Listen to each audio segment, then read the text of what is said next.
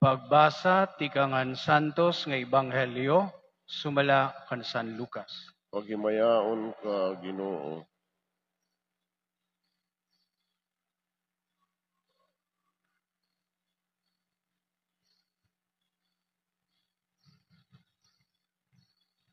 Ngan iginsumat na Hesus sa ira ini nga pananglitan.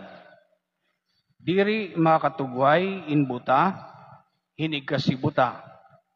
Kun buhaton niya ini, mauhulog hira nga duha, ngadto hakali. Waray tinunan nga labawhan iya magturuddo.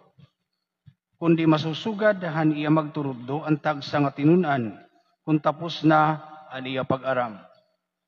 Kay ano nga say mo kinikita an puling hamata han imo bugto, kundi diri ka nanginginano han nabalabag ha imo kalugaringon nga mata. Unan hon nimo pagsiring han imo bugto, tuguti daw ako pagkuha han puling ha imo mata, nga diri ka ngani nakita han nabalabag ha imo kalugaringon nga mata.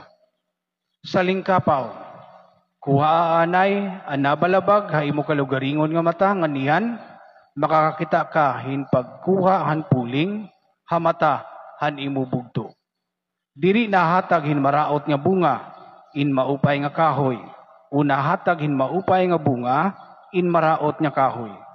Kinikilala ang tagsa nga kahoy pinagin iya mga bunga.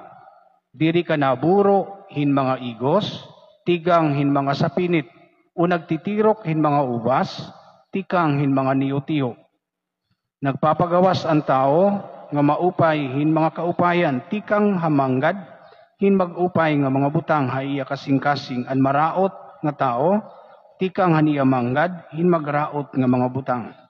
Kay ginyayakan han baba an nakakapuno han kasing-kasing. An Ebanghelyo hanaton Ginoo. Pagdayawon ka, Kristo.